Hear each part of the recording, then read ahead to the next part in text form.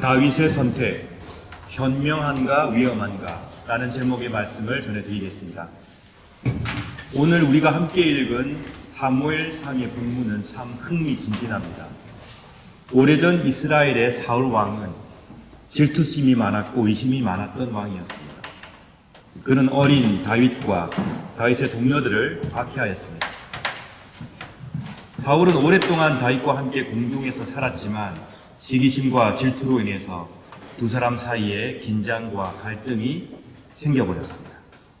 사울은 다윗이 왕위를 이을 후계자가 될 수도 있다고 판단했고 또 그래서 어쩌면 다윗이 자신을 죽일지도 모른다고 생각하였습니다.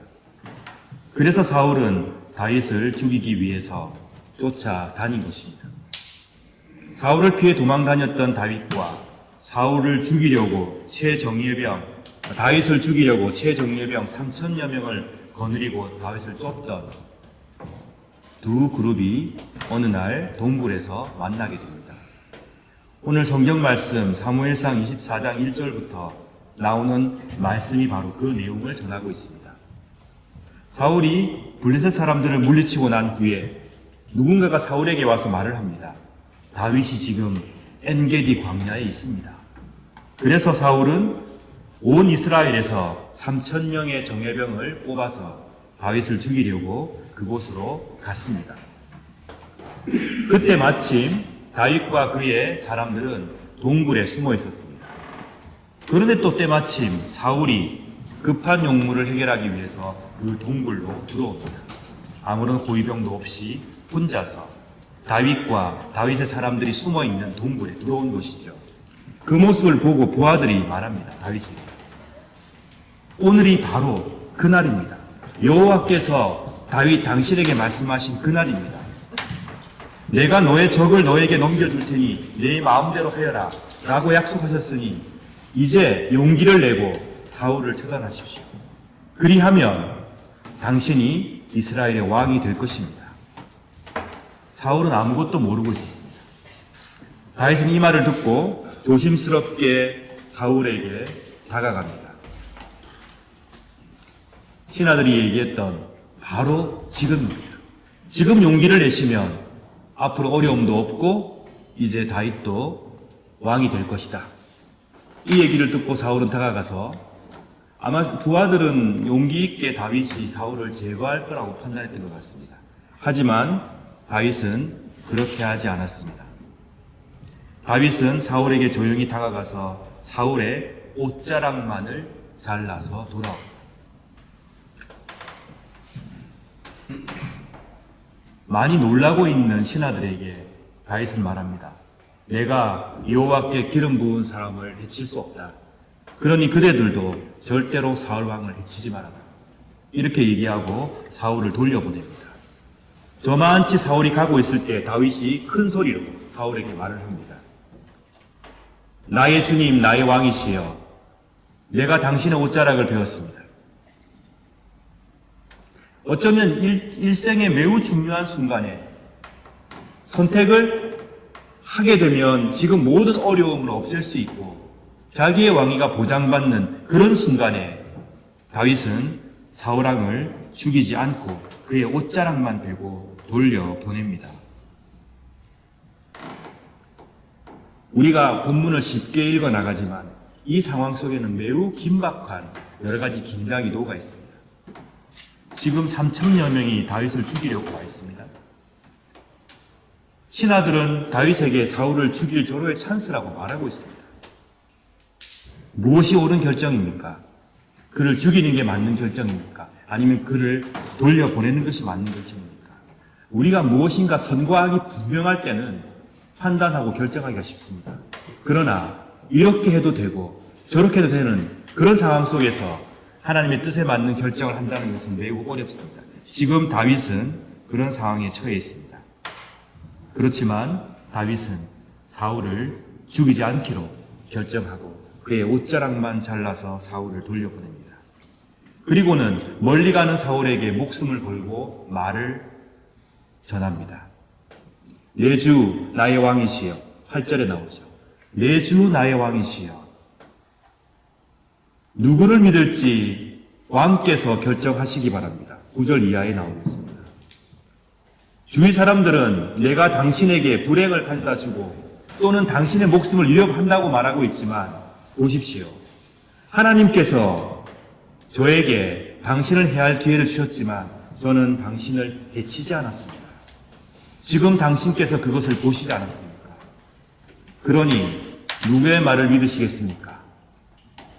왕의 주위에 있는 사람들의 말을 믿고 저를 계속 미워하고 배척하시겠습니까? 아니면 당신의 목숨을 해하지 않은 저를 믿어주시겠습니까? 하나님께서 당신을 왕으로 삼으신 것을 제가 압니다. 그러므로 저는 하나님의 뜻을 거역하는 일을 하지 않을 것입니다. 사울 왕이시여 바른 결정을 해주시기 바랍니다. 만약에 이렇게 얘기를 했는데 사울이 이 말을 듣고 화가 나서 군사를 끌고 쳐들어오면 다윗은 죽는 겁니다. 그러나 다윗은 용기를 내어서 이 말을 사울 왕에게 전하고 있습니다. 여러분 같으면 어떻게 하셨겠습니까? 나를 박해하고 힘들게 하고 괴롭히는 그런 대상이 우방기 상태에 놓여 있습니다. 내가 마음만 먹이면 그것을 없앨 수 있는 상황입니다. 그럼에도 불구하고 평화를 위하여 생명의 존중을 위해서 여러분은 결단을 하시겠습니까? 아니면 하나님께서 주신 좋은 기회라고 판단하고 폭력을 사용해서라도 이 문제를 해결하시겠습니까? 사랑하는 여러분, 화해하고 평화를 이루는 데는 매우 큰 용기가 필요합니다. 왜냐하면 화해란 죽이고 싶을 만큼 큰 미움을 극복할 수 있는 평화에 대한 신뢰, 그 신뢰가 있어야 하기 때문입니다. 미움과 불신보다도 복수심보다도 더 강렬하게, 더 크게 평화하고자, 믿고자, 관계를 회복하고자 하지 않으면 결코 우리는 다윗 같은 결정을 할 수가 없습니다. 다윗은 하나님을 향한 믿음 때문에 사울을 죽이지 못하였습니다.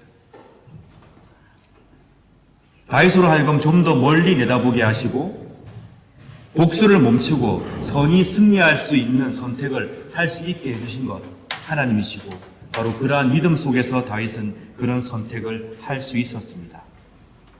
오직 하나님만이 심판하실 수 있습니다. 완전한 정의를 이루시는 분은 하나님이십니다. 초기 인류 아담과 하와가 에덴 동산에서 선악을 알게 하는 나무의 열매를 먹고 벌을 받아 쫓겨났다고 우리는 알고 있습니다. 그때 선을 알게 하는 나무의 열매, 선과 악을 판단하는 것, 그것은 단지 우리가 무엇이 선인가, 무엇이 악한 것인가 판단하는 것을 의미하지 않습니다. 그것은 뭐냐? 선과 악의 최종적인 판단, 선과 악의 절대적인 판단의 주체가 누구인가 하는 문제입니다. 선과 악의 절대적인 판단의 주체는 하나님이십니다. 인간이 아닙니다. 우리가 갖고 있는 선과 우리가 갖고 있는 악의 판단은 상대적인 것입니다. 그러므로 우리는 하나님 안에서 하나님께서 심판하시고 하나님께서 정의를 이루실 것이니 그 안에서 겸손히 평화를 이루며 선을 이루며 상생하며 양보하며 협력하며 살아가야 하는 것입니다. 하나님께서 심판하시는 분이십니다. 하나님께서 모든 정의를 이루시는 분이십니다. 그러니 저는 사울왕을 죽일 수 없습니다. 이렇게 믿고 행동할 때에 우리는 불신과 미움이 가득한 곳에서 화해의 공간을 창조해 나갈 수 있습니다. 오늘 사무엘상 24장 15절의 말씀을 보십시오. 다윗이 이런 고백을 하지 않습니까? 여호와께서 우리의 재판관이 되시어 왕과 나 사이에 옳고 그름을 가려주시기를 바랍니다. 여호와께서 나의 억울함을 살펴보아 주시기를 바랍니다. 또 나를 왕의 손에서 구해주시기를 바랍니다. 다윗은 지금 최선을 다해서 화해하기 위하여, 평화를 이루기 위하여, 생명을 존중하기 위해서 자기를 박해하는 사울을 대하고 있습니다. 그리고는 자른 옷자락을 들고 사울을 향해 외칩니다. 여호와께서 우리의 재판관이 되어주시길 바랍니다. 저는 당신을 해하지 않았습니다. 저는 당신을 해할 수가 없습니다. 여호와께서 나의 억울함을 살펴주시기를 바랍니다. 그런데 여러분, 이 말을 들은 사울의 반응이 놀랍습니다. 지금 3,000명을 거느리고 다윗을 죽이려고 와 있지 않습니까? 그런데 이 말을 듣고 사울이 이런 반응을 합니다. 내 아들 다윗아, 이것은 정말 내 목소리냐? 하면서 그 말을 듣고 눈물을 흘립니다. 울었다고, 크게 소리내서 울었다고.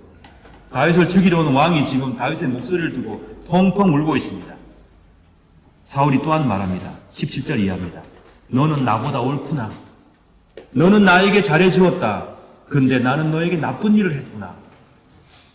내 말을 들으니 너는 나에게 좋은 일을 하였구나. 여호와께서 나를 너에게 넘기셨는데도 너는 나를 죽이지 않았구나.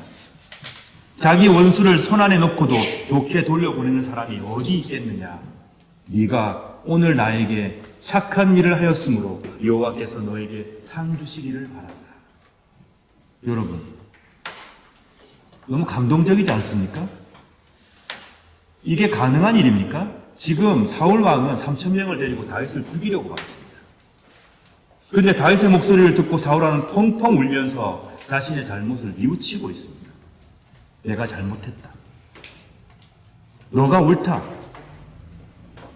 자기 원수를 손에 넣고도 너는 죽이지 않았구나. 나는 너를 죽이려고 와 있는데 오늘 나에게 한 착한 일이 여호와께서 너에게 상 주시는 그런 일이 되기를 바란다. 사울은 그렇게 다윗을 축복하고 있습니다. 엄청난 일이 일어난 것이죠. 감동적인 일이 발생했습니다. 온갖 불신과 증오와 권력에 또 욕심으로 가득 찬 그 시간 속에서 하나님께서 이루시는 평화가 이루어지고 있는 놀라운 상황을 오늘 사무엘상은 우리에게 들려주고 있습니다. 불가능한 일입니다. 생각할 수 없는 일이 일어나고 있습니다. 다윗은 정말 큰 용기를 가지고 이 일들을 가능케 하였습니다. 이 모든 일련의 과정들을 알게 된 사울, 하나님에 대한 믿음을 회복합니다. 그리고는 자신이 갖고 있었던 잘못을 뉘우칩니다. 그리고 두려움과 증오를 걷어내고 있습니다. 하나님을 향한 믿음과 그리고 불신과 독서의 마음보다 더 큰 화해와 평화를 위한 간절한 열망과 용기, 그것이 바로 우리가 가져야 할 신앙인의 자세입니다. 다윗은 하나님을 굳세게 믿었습니다. 그리고 불신과 두려움을 걷어내는 평화와 화해를 위한 더 큰 마음을 품었습니다. 다윗의 용기가 이 시간 우리의 마음을 울리길 바랍니다. 그리고 사울의 그 결단 또한 우리의 생을 돌아볼 수 있게 되기를 진심으로 바랍니다. 우리에게도 이런 역사가 필요합니다. 맞서고 있는 남과 북 사이에서 어떻게 해서라도 평화를 이루어내고자 하는 열망, 하나님께서 베풀어 주신 생명에 대한 존중하는 마음으로 미움과 복수를 걷어내려는 노력, 전쟁을 하고 있는 우크라이나와 러시아 사이에서도, 긴장 속에 있는 미국과 강대국들 사이에서도 이런 노력과 이런 믿음과 이런 결단이 필요한 때입니다. 26장에 보게 되면 다윗이 한 번 더 사울의 진영에 들어가서 이번에 사울 죽이지 않고 또 예전처럼 창과 물병만 훔쳐나오는 그런 기록이 또 나와 있습니다. 다윗은 그 이외에도 지속적으로 적을 제거하지 않고 지속적으로 하나님 있는 믿음 안에서 평화와 상생을 위한 결정을 하고 있습니다. 평화가 가능한 길, 화해가 가능한 길, 그것은 믿음이 필요한 길이고 용기가 필요한 길이고 결단이 필요한 길입니다. 다윗은 자신을 위협하는 사람에게 자신을 노출시켜서라도 평화를 이루며 폭력을 포기함으로써 이스라엘 전체에 깊은 감명을 주고 있고 이스라엘 전체를 절망에서 구해내고 있습니다. 여러분 한번 상상해 보십시오. 만약에 다윗파와 사울파가 대립하여서 내전을 치렀으면 어떻게 됐겠습니까? 안 그래도 강대국들이 호시탐탐 이스라엘 노리고 있습니다. 내부가 분열되면 어떻게 됐겠습니까? 이스라엘이 그 뒤에 나라를 존속할 수 있었겠습니까? 그렇다면 다윗의 자손들은요? 그걸 통해서 우리에게 이루어진 인류의 구원과 희망은 어떻게 되었겠습니까? 사랑하는 여러분, 오늘 이 시간 여러분과 함께 저는 엔게디 산에서 겪었던 그 다윗의 갈등, 그가 가졌던 두려움, 그 아픔을 깊이 묵상하기를 원합니다. 그리고 그 모든 두려움을 걷어내고 하나님을 향한 믿음 안에서 평화와 화해와 상생의 선택을 용기 있게 해나간 다윗의 믿음을 또한 함께 묵상하기를 원합니다. 그리고 우리도 우리의 삶 가운데에서 우리를 두렵게 하는 존재들의 옷자락을 칼로 베는 용기를 가질 수 있기를 바랍니다. 목을 베는 일이 아니라 그 옷자락을 칼로 베어서 우리가 무엇을 원하고 있는지, 우리가 바라는 것이 무엇인지를 보여주는 그런 용기를 가질 수 있게 되기를 진심으로 바랍니다. 그것이 어떻게 가능한가? 경쟁하고 있는, 분쟁을 하고 있는 남과 북 사이에 그것은 과연 가능한 일인가? 우리가 북한의 옷자락을 베는 일은 가능한 일인가? 이스라엘과 중동이 대립하는 과정에서 이스라엘이 중동의 옷자락만 베는 일이 과연 가능한 일인가? 미국과 강대국들이 대립하는 과정 속에서 미국이 모든 복수와 응징을 포기하고 옷자락만 베는 그 일은 과연 가능한 것인가? 우리는 기도하고 노력하고 함께 생각해 나가길 바랍니다. 막강한 권력 앞에서 담대히 두려움을 걷어내고 무엇이 평화의 길인지, 무엇이 하나님께서 원하시는 상생의 길인지를 힘있게 선포했던 그 다윗의 믿음을 우리가 살아가는 이 땅 위에서도 우리 교회들이 이루어가기를 진심으로 축원합니다. 대립 중에 있는 많은 국가들이, 대립하는 단체들이 이런 멋진 결정과 실천들을 해나갈 수 있기를 또한 진심으로 축원합니다. 로마서 12장 17절 이하의 말씀을 한 번 더 읽어드립니다. 아무에게도 악을 악으로 갚지 마십시오.